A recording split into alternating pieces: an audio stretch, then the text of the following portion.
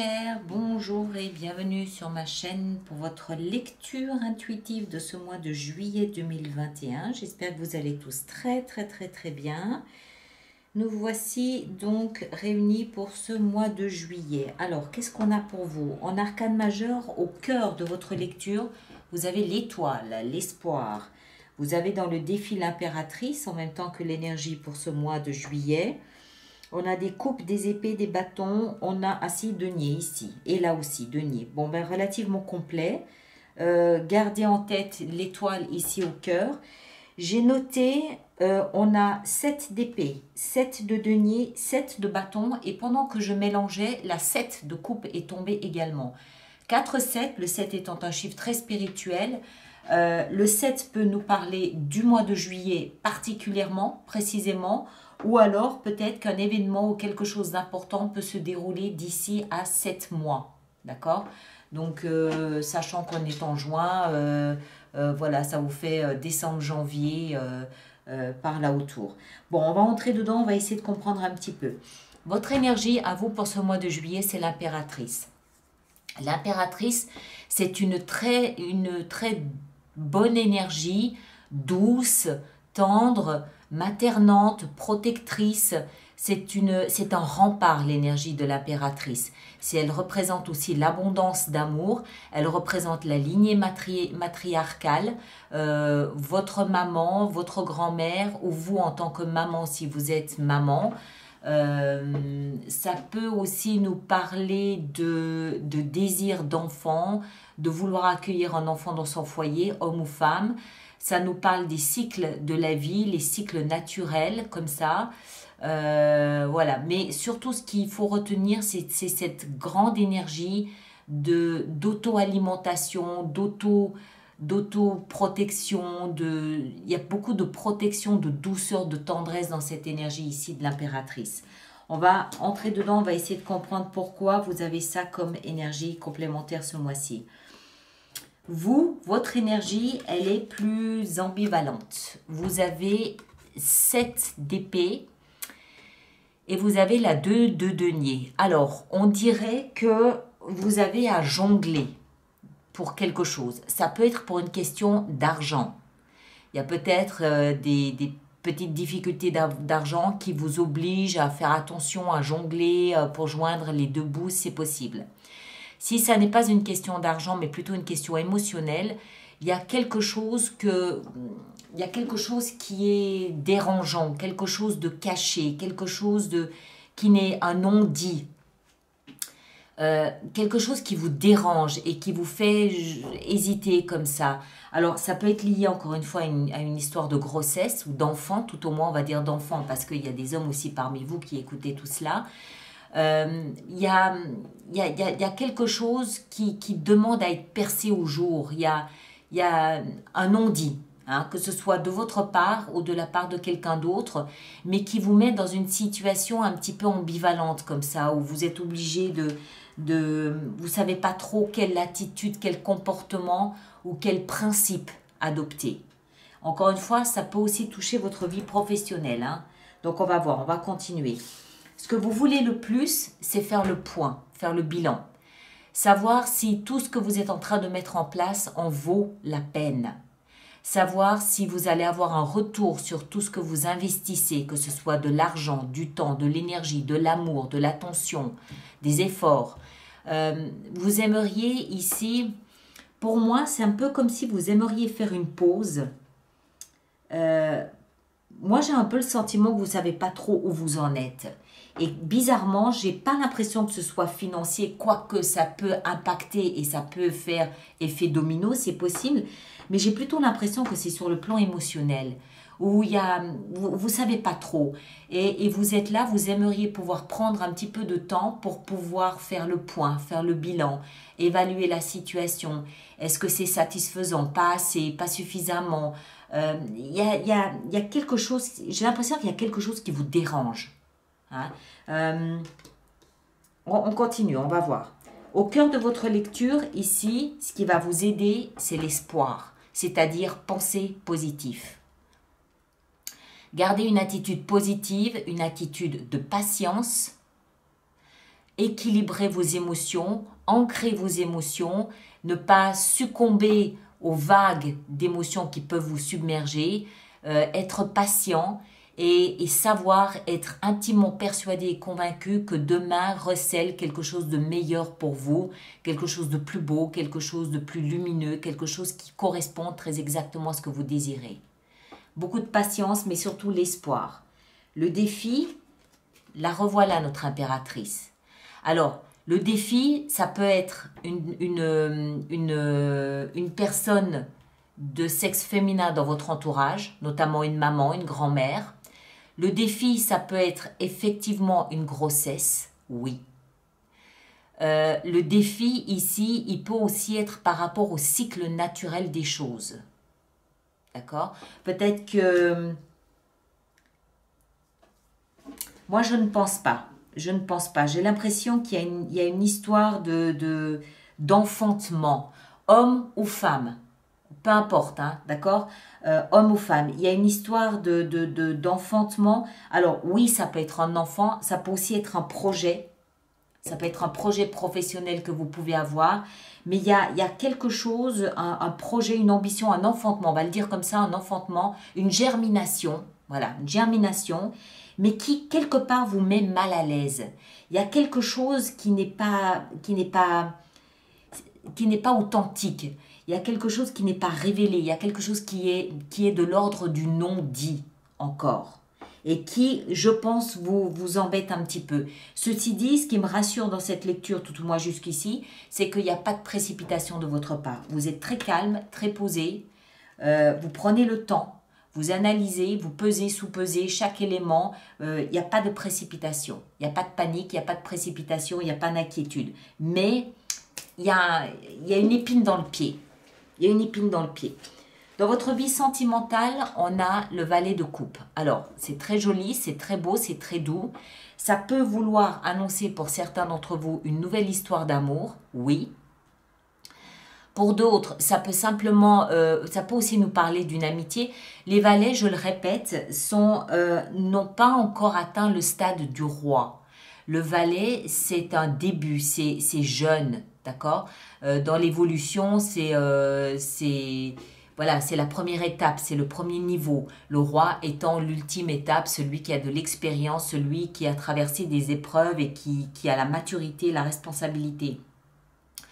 Le valet, c'est un apprenti, c'est un étudiant, c'est un jeune, un tout jeune. Hein. Donc, si on parle ici d'amour dans votre vie sentimentale, c'est un amour naissant, tout jeune. Ça peut aussi nous parler d'attirance, peut-être envers quelqu'un de plus jeune que vous. Ça peut aussi nous parler de quelque chose comme l'amitié, où l'amour est plus jeune, si j'ose dire ça comme ça, que l'amour passionnel. On va le dire comme ça, mais je suis sûre que vous comprenez ce que je veux dire. Voilà, il peut s'agir de quelque chose comme ça. Un amour qui est en train de grandir, qui est en train de germiner. C'est possible aussi. Il y a quelque chose qui démarre dans votre vie sentimentale. D'accord? Dans la vie professionnelle, on a la 7 de bâton. Donc, si cette histoire de germination et d'enfantement concerne un projet professionnel, c'est un projet pour lequel vous vous défendez bec et ongle. Ce projet a de la valeur pour vous, il a du sens à vos yeux, il est légitime selon vous et vous allez jeter dans cette bataille toutes les forces que vous avez, toute la créativité que vous avez, tout l'enthousiasme que vous avez, toute la vigueur que vous avez pour mener ce projet à bien. D'accord? Si ça concerne un projet professionnel. Si ça ne concerne pas un projet professionnel, vous êtes juste en train de défendre votre position. Vous défendez vos idéaux, vous défendez vos principes, non pas que vous soyez en danger, mais c'est peut-être juste que vous pensez avoir des idées originales, peut-être des idées créatives, et que vous vous sentez dans une position où vous devez défendre vos idées. Vous devez défendre votre créativité, vous devez peut-être la vendre, peut-être la justifier, peut-être l'exporter, voilà, je ne sais pas. Mais vous prenez soin de votre image professionnelle en défendant vos idéaux, en défendant vos principes professionnels, d'accord, d'une manière ou d'une autre. Dans la vie spirituelle, alors c'est là où c'est intéressant. Parce que là, on a la fin d'un cycle extrêmement douloureux. 10 d'épée. 10 d'épée, c'est la fin d'une souffrance rampante, silencieuse, insidieuse, à l'intérieur de vous, cachée, quelque chose de difficile qu'on a vécu à l'intérieur. Alors, ça peut aussi être une blessure que vous, comme c'est dans la vie spirituelle, ça peut être quelque chose que vous traînez avec vous comme une casserole derrière vous depuis une dizaine d'années. Ça peut être une rupture, par exemple, que vous n'avez, de laquelle vous ne vous êtes jamais véritablement remis. Ça peut être une souffrance de votre enfance que vous n'avez jamais pris la peine et le temps de soigner. Ça peut être beaucoup de choses. Ça peut être une fêlure intérieure due à une remarque qu'on vous a faite lorsque vous étiez à l'école, quelque chose d'humiliant, quelque chose de blessant. Ça peut être une forme d'injustice qui vous a laissé un petit peu sur le carreau, sur le bas-côté de la vie et où vous vous êtes senti peut-être un petit peu oublié, d'accord? Le genre de souffrance où vous vous êtes dit que jamais vous ne pourrez vous redresser à nouveau, jamais vous ne pourrez aimer à nouveau, tellement ça fait mal. Bon, la bonne nouvelle, c'est que c'est la fin. 10, 1 plus 0 égale 1. On repart sur quelque chose de nouveau. Ça peut aussi être lié à l'enfance ou à un enfant, ce qui fait que peut-être que cette histoire d'enfantement ici ramène tous ces souvenirs sur le devant de la scène et vous oblige un petit peu peut-être à le digérer. D'où ce malaise, d'où le besoin de faire le point sur la situation, est-ce que ça vaut la peine, pas la peine. C'est aussi évaluer le chemin que vous avez parcouru, évaluer quelles sont aujourd'hui les valeurs que vous avez versus les valeurs que vous aviez entre 7 et 10 ans auparavant. D'accord? Il y a comme une pause, comme un besoin de faire le point parce qu'on dirait qu'une vieille souffrance revient à la surface et vous oblige cette fois-ci peut-être à l'essuyer, à la nettoyer définitivement. Mais cette vieille blessure qui revient à la surface, elle est induite par une germination. Elle est induite par un enfantement. Encore une fois, professionnel ou réel, je ne sais pas. Peut-être que c'est votre maman qui décide, pour X raisons, ce mois de juillet, de vous parler de sa grossesse lorsque elle vous attendait, que ça, je ne sais pas, tout ce qui peut toucher là autour et ça ravive. Pour moi, ici, il y a un réveil de vieilles blessures, de vieilles fêlures, mais qui se réveille à vous pour vous pousser à les nettoyer une bonne fois pour toutes. D'accord? On prend une éponge et ok, c'est bon. 10, fini, terminé. Mais il y a quelque chose qui réveille ça, qui vous met mal à l'aise. Vous n'êtes, encore une fois, je vous l'ai dit, il y a du non-dit là-dedans. Donc, qu'est-ce que c'est au juste? C'est difficile à dire. Ça peut être vous directement, ça peut être votre maman, votre grand-maman, ça peut être lié à un projet au travail qui réveille, qui ramène et réveille, qui réhabilite de vieilles humiliations, c'est possible aussi. Enfin bref, c'est un mois qui devrait vous permettre de nettoyer ça une bonne fois pour toutes. Pourquoi? Parce qu'on termine le mois sur le 15, pourquoi je dis 15? Peut-être que le 15 juillet a quelque chose d'important à voir là-dedans, hein, soit dit en passant. On termine ce mois sur le chevalier de coupe. Chevalier de coupe, c'est des mots très doux. C'est peut-être même des mots d'excuse. Si ça a à voir avec votre maman, peut-être que ça vous donne l'occasion de vous dire à tous les deux à quel point vous vous aimez. C'est peut-être l'occasion, s'il y a un secret de famille révélé, pour dire pardon. Voilà, vous comprenez un peu la nuance. Ça se termine sur une note douce d'amour. Que quelqu'un vient vous dire, vous délivrer ou que vous délivrez à quelqu'un. Mais je pense que c'est quelqu'un qui vient vers vous. Avec un petit mot d'excuse, avec un mot d'amour, avec un mot de pardon. Pardon, je ne savais pas que ça a fait si mal. Je ne savais pas. Maintenant, si ça n'a rien à voir avec une histoire d'enfant, c'est peut-être au niveau du travail où du coup, vous allez mettre en place, vous, quelque chose qui vous tient à cœur. D'accord? Vous allez développer un projet, un travail, quelque chose, mais qui vous tient à cœur et que vous mettez en action. Ça y est, vous engendrez une action par rapport à ça parce que vous voulez, le mois prochain, passer à l'étape suivante, développer votre affaire et aller plus loin. C'est possible aussi. Moi, je vois assez ça lié à votre vie sentimentale. On a quelque chose de naissant, le valet, qui se développe, se déploie en chevalier. Donc, il y a une évolution aussi ici de votre vie sentimentale. Ok? Voilà, on va voir maintenant notre extension avec tout ça. Donc, les personnes pour qui cette lecture fait résonance, je vous rappelle qu'il existe une extension qui se trouve sur mon site internet alice-nicolas.com. Le lien sera dans la boîte de dialogue là sous la vidéo. Et puis qu'est-ce que j'ai... Ah oui, et toutes les personnes qui vont régulièrement se procurer des extensions, je vous rappelle que j'ai mis en place un système d'abonnement aux extensions qui est quand même plus avantageux économiquement, surtout si vous y allez régulièrement. D'accord ? Toujours est-il que je vous invite à aller voir votre signe ascendant et votre signe lunaire. Ça vous permettra de compléter cette lecture. Alors, notre impératrice, qu'est-ce qu'elle a à nous apprendre? Waouh, grande prêtresse. Waouh, waouh, waouh. Il peut s'agir aussi, avec ces deux impératrices, d'une forme...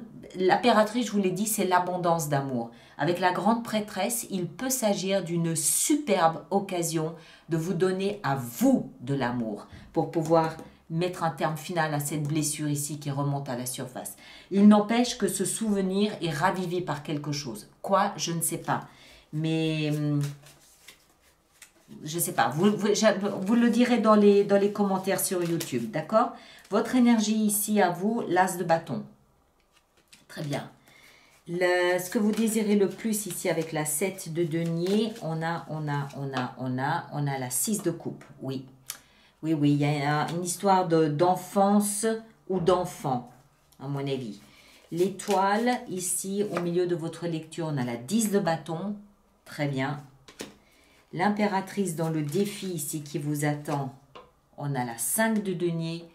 Ouais, une vieille blessure qui a l'occasion de se soigner définitivement ici. Le valet de coupe dans votre vie sentimentale, on a la reine d'épée. Dans la vie professionnelle, avec la 7 de bâton, on a la tempérance. Très bien. Dans votre vie spirituelle, avec la 10 d'épée, on a waouh, le diable. Alors ça, c'est probablement de l'auto-sabotage. De l'auto-sabotage où vous projetez sur l'avenir les souvenirs du passé. D'accord? Là, vous avez une belle occasion de mettre un point final à de l'auto-sabotage. Et en fin de mois, avec le chevalier de coupe, on a la force. Excellent. Fin de mois, ça se passe bien. OK? Donc, un mois de labeur sur vous, de travail, de guérison pour vous. Durant l'extension, je peux décider de rajouter des cartes si j'estime que c'est nécessaire, n'est-ce pas? Allez voir votre signe ascendant, votre signe lunaire. Et puis ceux qui me rejoignent pour l'extension, à tout de suite. Les autres, je vous retrouve au courant du mois de juillet pour une petite fenêtre sur soi. D'accord? Merci à vous tous et à bientôt. Merci bien.